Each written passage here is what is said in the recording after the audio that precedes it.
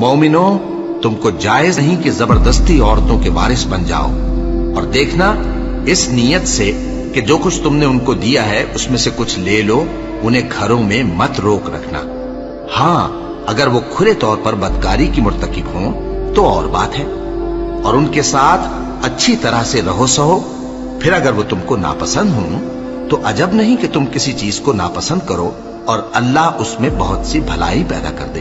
और अगर तुम एक औरत को छोड़कर दूसरी औरत करनी चाहो और पहली औरत को ढेर सा माल दे चुके हो तो उसमें से कुछ मत लेना।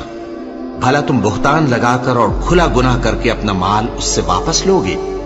और तुम दिया हुआ माल क्यों कर वापस ले सकते हो जबकि तुम एक दूसरे के साथ सोबत कर चुके हो और वो तुमसे पुख्ता अहद भी ले चुकी हैं?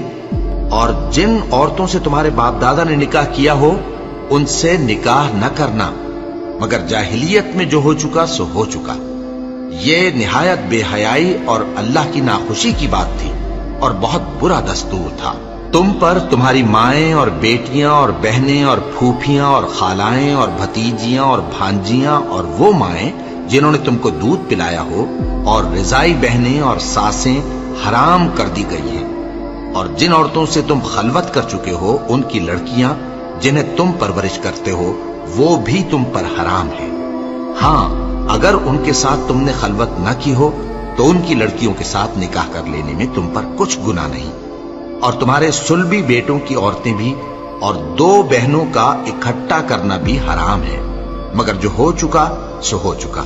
बेशक अल्लाह बख्शने वाला है, बड़ा मेहरबान है। और शौहर वाली औरतें भी तुम पर हराम हैं, मगर वो जो कैद होकर बांदियों के तौर पर तुम्हारे कब्जे में आ जाएं।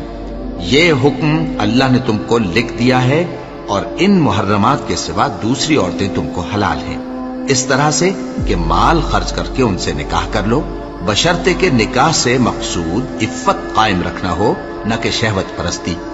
तो जिन औरतों से तुम लुत्फ अंदोज हुए उनका मेहर जो मुकर्रर किया हो अदा कर दो। और अगर मुकर्रर करने के बाद आपस की रजामंदी से मेहर में कमी बेशी कर लो तो तुम पर कुछ गुनाह नहीं। बेशक अल्लाह सब कुछ जानने वाला है, हिकमत वाला है। और जो शख्स तुम में से मोमिन आजाद औरतों से निकाह करने का मकदूर न रखे तो मोमिन बांदियों ही से जो तुम्हारे कब्जे में आ गई हो निकाह कर ले। और अल्लाह तुम्हारे ईमान को अच्छी तरह जानता है। तुम आपस में एक दूसरे के हम जिन्स हो, फिर उन लौंडियों के साथ उनके मालिकों से इजाजत हासिल करके निकाह कर लो और दस्तूर के मुताबिक उनका मेहर भी अदा कर दो, बशर्ते कि वो पाक दामन हो, न ऐसी कि खुल्लम खुल्ला बदकारी करें और न दरपर्दा दोस्ती करना चाहें। फिर अगर वो निकाह में आकर बदकारी का इर्तिकाब कर बैठें तो जो सजा आजाद औरतों के लिए है उसकी आधी उनको दी जाए।